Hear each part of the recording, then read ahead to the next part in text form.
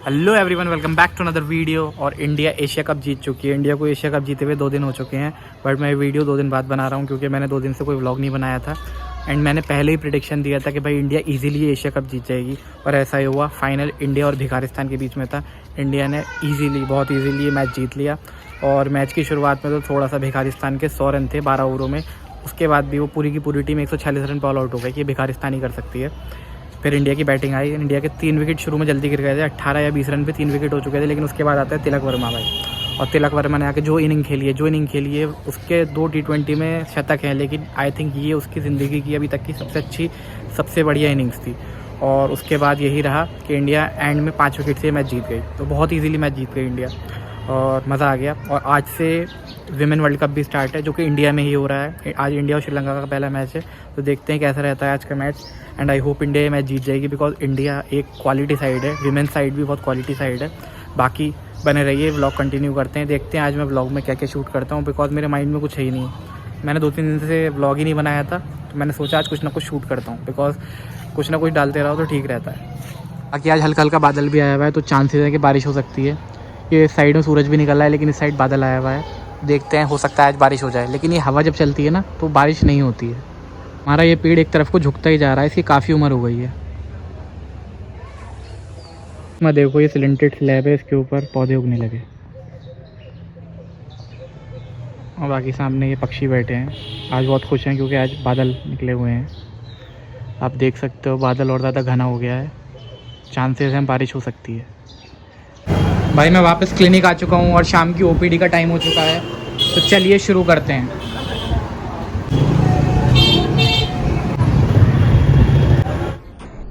तो दोस्तों, हमारे साथ अंकल वापस आ चुके हैं। अंकल हमें एक किस्सा सुनाने वाले हैं, जो अंकल के परदादा के टाइम पर हुआ था। अंकल कैसे हैं आप? मैं बिल्कुल ठीक हूँ। और आज मैं आप लोगों को एक इतनी पुरानी कहानी सुनाऊंगा कि शायद आप लोगों को यकीन नहीं होगा कि ये बात सच है। एक बार अंकल मैं कैमरे को आपकी तरफ सेट कर देता हूँ, फिर हम अच्छे से बनाएंगे, ठीक है? ठीक है अंकल, आप अपनी स्टोरी बताइए, जो आपके परदादा के साथ स्टोरी हुई थी, आप शेयर कीजिए हमारे दोस्तों से। एक ये कम से कम मैं आपको, क्योंकि ये भी मेरे फादर और ग्रैंडफादर ने सुनाई थी। इतनी पूरी पुरानी कहानी है कि कम से कम 100-125 साल पुरानी जी। उस दौर की कहानी है कि जब लाइट, शहरों में लाइट नहीं हुआ करती, शहरों में कोई अच्छे डॉक्टर नहीं थे। शहरों में सिर्फ ज़्यादा अगर डॉक्टर हुआ करते थे तो RNP यानी कि एक नज़ला जुकाम खांसी का डॉक्टर, या कोई एक अगर हड्डी वगैरह टूट गई तो वो भी जर्रा सही करा करते थे। फोड़े फुंसी वाले डॉक्टर को जर्रा बोलते थे, वो होते थे।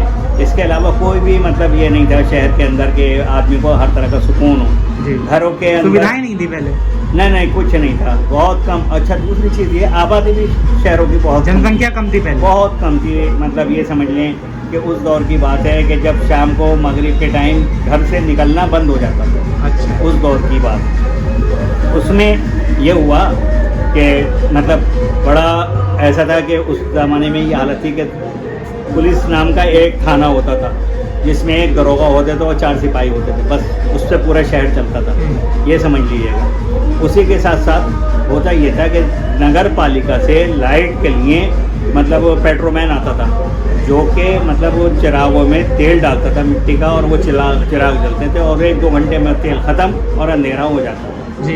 इसी तरह से घरों में कंडीशन यही थी जी। अब कभी कभी ऐसा होता था कि किसी को ज़रूरी काम से जाने के लिए मतलब कहीं जाना होता था, तो वो पहले तो हाथ में लैंप लेकर जाता जी, ताकि ये दिखे कि कोई मतलब राहगीर आ रहा है जी। अरे वो आ गया याद। कंटिन्यू कीजिए अपनी स्टोरी, बीच में हम रुक गए थे। हाँ, तो उसमें ऐसा था कि मतलब बहुत बैकवर्ड के ज़माना था उस ज़माने में। मतलब ये समझ लें कि किसी ने अगर 8वां पास कर लिया है तो बहुत बड़ी बात समझ। 8वें को अंकल मिडिल बोलते थे ना? मिडिल। हाँ। तो वो से कहते थे कि बहुत काबिल है, और वो उस ज़माने में 8वां पास आदमी मिडिल का तहसीलदार बन जाता था। अच्छा, ये हालत। अच्छा, उस दौर की बात, क्योंकि मतलब एजुकेशन बहुत पीछे थी। मतलब सरकारी स्कूल थे सिर्फ, उसमें लोग पढ़ते थे जी। अब हुआ ये कि जैसे कभी किसी काम है और किसी को जाना है किसी चीज़ से, तो उसमें घर का 99% ही होता है कि जो घर में जवान लड़का होता है उसे ही भेजा जाता है कि जाओ बेटा ज़रा जाके ये चीज़ ले आओ, क्योंकि कोई बुढ़े कहाँ जाएंगे, ज़ईफ़ लोग या बच्चे कौन से जाएंगे। अब पता चला साहब के हो गया कि जाओ भाई ये चीज़ लेके आओ, और वो चला तो जाता था, मगर जाने के बाद ये होता था कि जब वो मतलब वापस आता था तो बड़ा कमज़ोरी की हालत में, बड़ा गिरता पड़ता सा होता था और बड़ा घबराया सा होता था। और हालत ये होती थी कि वो मतलब एक तरह का मतलब ये हालत हो जाती थी कि खौफ उसके डर बैठा हुआ होता था। और मतलब कोई अगर दूसरे शहर जाता था वहाँ से वापस शहर नहीं, मतलब जैसे देहात जा रहा है 4-5 किलोमीटर दूर जा रहा है, 8 किलोमीटर दूर जा रहा है। हाँ तो अच्छा, ज़्यादातर वो ऐसा था एरिया कि जैसे जिसे जाना था, एक साइड में कब्रिस्तान थे, दूसरी साइड में मरघट थे, तो इस टाइप का था वो। दोनों तरफ दहशत का था माहौल होता था उस ज़माने में, अंधेरा होता था, बड़ा लोग परेशान। मतलब ये होता था कि भाई शाम को मतलब जल्दी जल्दी जो भी काम करना मगरिब से पहले काम कर लो, ताकि अंधेरे में कोई कहीं जागा आकर नहीं। मगर मजबूर वो आदमी उसे जाना पड़ता था। अब वो किसी चीज़ की ज़रूरत पड़ गई, कोई मतलब जा रहा डॉक्टर से के लिए दवाई लेने के, तो दवाई भी 1-2 किलोमीटर दूर मिलती थी। अब वो कुछ नहीं साहब, अब वो आया बच्चा जैसे आता था जवान, और आने के बाद साहब वो कुछ नहीं, बड़ा खामोश, और वो घर में आके और मतलब आता था घबराया हुआ, कोने में आके पलंग पे लेट गया। अब घर वाले पूछते क्या बात है, बोले कुछ नहीं कुछ नहीं कुछ नहीं। तो बात भाई क्या बात, क्यों घबरा रही, तो इतना कैसा देख रहा। अब वो उसका खाना पीना सब बंद होता चला जाता था, बिल्कुल चेहरे पे पीलापन आता चला जाता था। अरे 8 दिन 15 दिन 20 दिन में पता चलता था कि बीमार है बच्चा, भाई बीमार हो गया। भाई क्या बीमारी हुई, क्या बीमारी हुई, ये पीलापन क्यों पड़ गया, जैसा वो पी लिया हो गया। तो उस ज़माने में वो तावीज़ चलते थे गंडे, जो गले में डाले जाते, लकड़ी कोई होती थी उसमें डाल के, कि शायद इसे पी लिया हो गया। अब जब इत्तेफाक से ऐसा हुआ कि पता चला कि बच्चा फिर और ज़्यादा बुरा हाल और बुरा हाल, और आखिरकार 20-25 दिन में वो भाई ख़त्म हो गया। जब एक ख़त्म हुआ, इसी तरह से 2-4 दिन बाद दूसरा केस, फिर 4-6 दिन बाद तीसरा केस। आखिरकार ये हुआ कि ये समझ लें कि 1-2-3 महीने के अंदर करीब कोई ये समझ लें 10-15 लड़के ख़त्म हो गए। और सब कुछ अच्छा हुआ ये, हाँ, कि एक ज़रा बुज़ुर्ग जो थी बड़ी समझदार थी, उन्होंने सोचा, बोले यार ये हमारा जो भतीजा है वो बीमार है, और मैं उसके गंडे भी पड़वा के आई हूँ, ज़रा देख के आऊँ कि गंडे की कहीं लकड़ी वकड़ी तो उसके गले में ना लग रही, जो वो कहे कि मेरी तकलीफ़ हो रही, दुखरिया कह के और बड़ा रोता था। अब जो देखा तो 2 हल्के हल्के सुराख से उसके आगे गले में और 2 पीछे, और ऐसा लगता था जैसे कुत्ते वगैरह ने किसी ने इसके मतलब दांत मारे।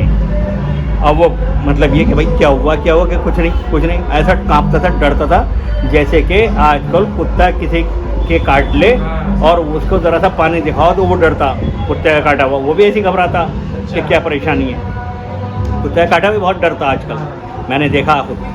तो उसमें ये होता था अब परेशान कि भाई पता चला कि गाँवों में भी लोग जो आते थे शहर को वो मरने लगे, यहाँ से शहर से गाँव को जाते थे वो मरने लगे। भाई बड़े जवानी मौतें हो रही, कौन सी बीमारी आ गई। डॉक्टरों में गए, सब में गए, किसी ने कहा पी लिया है, किसी ने कहा कुछ नहीं हो सकता है कि बीमारी बच्चों में फैल गई। ज़्यादातर 15-16 साल से लेकर 25 साल तक के लड़के मरते थे, जवान यंग एकदम, जिनमें खूब अपने हट्टे कट्टे होते थे, बड़ा परेशान। अब कुछ बुज़ुर्ग बोले वहाँ के कि भाई ऐसा करो, पंचायत करो। और वो पंचायत करी गई, और पंचायत करने के बाद उसमें ये हुआ कि बोले भाई ऐसा करो, 15-20 लड़के तगड़े जो कि लाठी चलाना जानते हों, जो भाला चलाना जानते हों, जो तलवार चलाना जानते हों, उन्हें सबको ट्रेनिंग दो और उन्हें तैयार करो। बोले भाई क्यों? बोले हमें ऐसा लग रहा है कि इसके पीछे कोई राज है, और कोई ऐसी आत्मा है, या कोई ऐसा जिन भूत, या आपके क्या बोलते हैं पिशाच, और या उसे इंग्लिश में बोलते हैं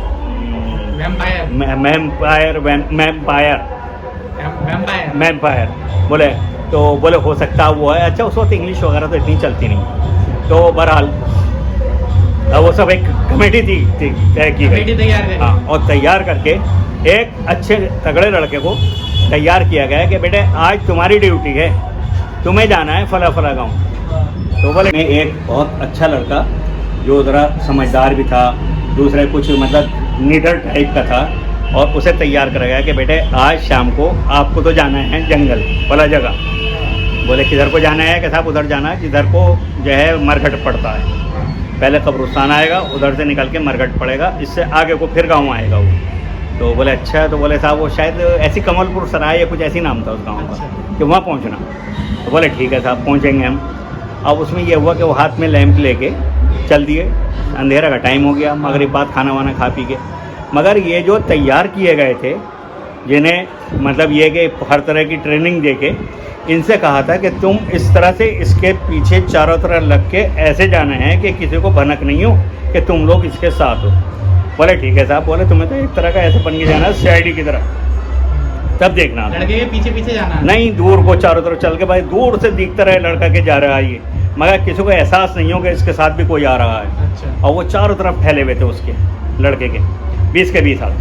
अब जब वो फैले हुए थे, अब इत्तेफाक से हुआ कब्रिस्तान के रास हुआ तो उसे कुछ सुगबुगाहट आई, आवाज़ सी आई। अब उसने देखा, इधर देखा उधर देखा, बोले आखिर मतलब मुझे सड़सड़ाहट कैसी दिख रही है, जैसे कोई झाड़ियों में से निकल के जाता।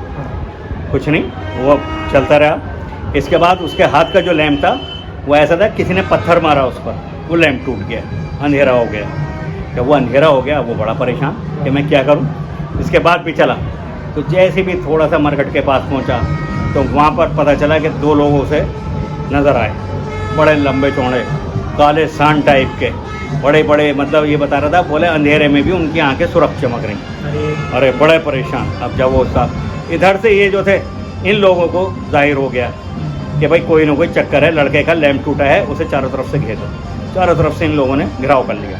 अब जो देखें तो वो जो निकले थे 2 लोग, उसमें से एक ने पीछे से कौलियाँ भरी उसकी। जब लड़की कौलियाँ भरी उसने शोर मचाया, बचाओ बचाओ बचाओ। बोले अब तुझे कोई बचाने वाला नहीं है, अब जो बचाएंगे वो हम ही तुझे बचाएंगे। कैसे बचाएंगे देख तू क्या करते हैं। और उसने वो बतेरा बेचारा, अरे मुझे बचाओ बचाओ। इन्होंने चारों तरफ से देखा कि कोई नहीं है बचाने वाला मुझे। अब ये बड़ा परेशान। अब इसने ये करा, जो निकल कर के आए थे ये, उनका पता चलता है ये ड्रैकुला बोलते हैं ना, इस टाइप के थे, खून पीने वाले।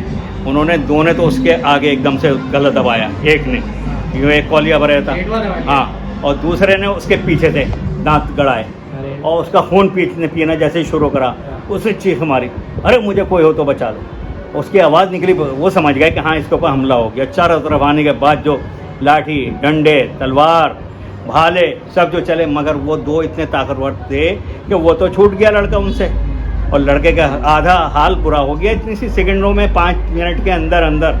और इसके बाद साहब इन्होंने साहब उसे पतेरा साहब, अगर इन्हें ऐसे थे वो 2 के इन 20 के लिए काफ़ी थे, इन्हें ऐसा फेंक रहे थे उठा के, फुटबॉल को फेंकते हैं पैरों से। अब ये बहुत परेशान, मगर एक इसमें बहुत समझदार था, वो कुछ मेरे ख्याल से आलिम भी था। उसने सोचा, बोले इसका इलाज मैं जानता हूँ। उसके पास एक बराबर में उसके साथ में एक भाले वाला था, जिसके पास लकड़े का बड़ा नोकदार भाला बना हुआ था। उसने इशारा करा, बोले इसके फ़ौरन दिल पर भाला मार। जैसे भी उसने मतलब निकाल के भाला, और जैसे क्योंकि वो तो हमला कर रहे थे इनके ऊपर और दूसरे वालों को मार रहे थे, वो चीख रहे थे, मगर ये क्योंकि 8-10 से कभी ये नीचे कभी वो ऊपर ये हो रहा था। उसने जब मारा भाला तो सीने में कुछ दिल को फाड़ता हुआ भाला पहाड़ पीछे को निकल गया। वो चीखें मारी उसने, बोले आज पहली बार ऐसा हुआ कि किसी ने हम पे हमला किया है, आज पहला ऐसा हुआ जो आज हमारी जान जाएगी। और वो दूसरा वाला ही था, वो इस चक्कर में कि इसका भाला कैसे निकालूं। जैसे भी वो उधर को पहुंचा उसका भाला निकालने के लिए, कि दूसरे वाले ने जो था, एक ने तलवार मारी उसके सर पर तो उसकी गर्दन कटी, दूसरे ने जो तुम ले के भाला जो मारा पीछे उसके सीने में तो दिल में आर पार कर दिया।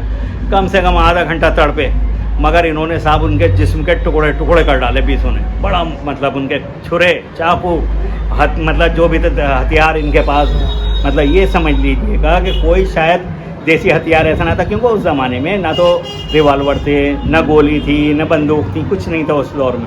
सिर्फ जो भी लड़ाई होती थी तलवार भाला या मतलब गंडासा, इन चीज़ों की होती थी, या लाठी की प्रैक्टिस होती थी। तो लठेत भी बहुत अच्छे गए थे इसमें जो गए थे। बहरहाल बड़ी मुश्किल से उन्होंने इन्हें मारा। मारने के बाद इनके दोनों की खोपड़ी से पकड़ के बाल पकड़ के उठा के लाए, तो जिस वक्त क्योंकि अंधेरे में लाए और जब रोशनी में ला के और चिराग जलाए लोगों ने देखा, उनके तो होश उड़ गए। बोले भाई इतना बड़ा तो सर हमने आज तक नहीं देखा, इतने बड़े बड़े दांत हमने आज तक नहीं देखे, ये लंबे लंबे दांत। अरे ये समझ लीजिए जैसे शेर के दांत होते हैं ना किले, ये हालत थी उनकी। जब भी तो उनके गड़ा दिया करते थे और मारते तो खून पीते थे। अब वो बड़ा परेशान। इसके बाद आंखें उनकी एक एक की ये समझ लीजिएगा कि जितना बड़ा रसगुल्ला होता है उससे बड़ी बड़ी आंखें थी उनकी दोनों, ये हालत। और चौड़ी नाक, भयंकर काला चेहरा उनका, और ये समझ लें कम से कम 1.5-2 क्विंटल के थे, ये हालत थी उनके वजन की। बहरहाल इन्होंने क्या करा, 20 ने जितने उनके टुकड़े काटे थे सब एक एक आदमी उठा के लेके आके ढेर लगा लिया था। अब जब ला के लिया गया, इसके बाद साहब ये हुआ भाई रात भर अब इनका क्या हो।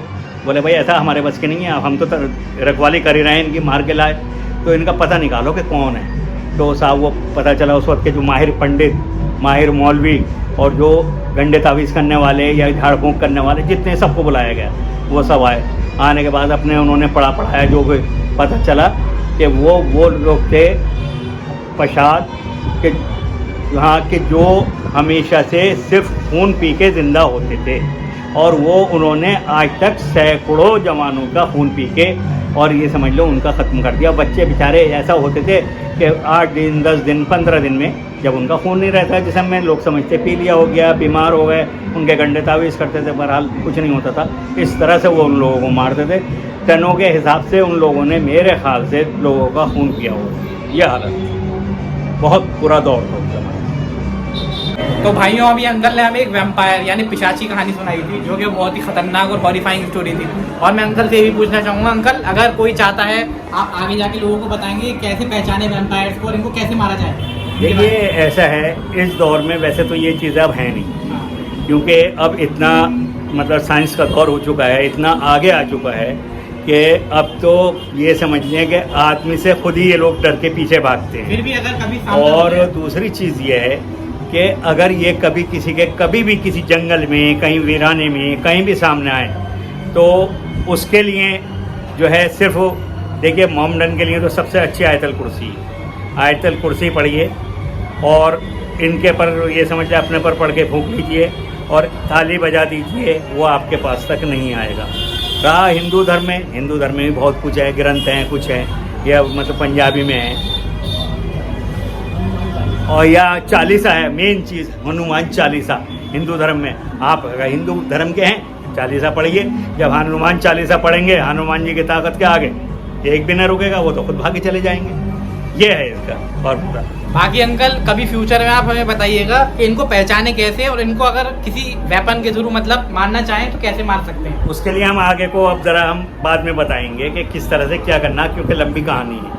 आपकी बात या कैसे पहचान सकते हैं, हाँ, कैसे बताएंगे, कैसे अगर आप देखना चाहते हैं तो कैसे देखेंगे, कैसे देखेंगे। अगर आप इनसे देखना चाहते हैं, कभी भी मिलना चाहते हैं, तो अगर आपके अंदर इतनी कुव्वत है, आप इतने बहादुर हैं, तो उसका भी हम फार्मूला बताएंगे आप कैसे मिल सकते हैं इनसे और कहाँ मिलेंगे ये लोग। तो कैसा लगा आप लोगों को अंकल का ये किस्सा, कमेंट करके बताइएगा।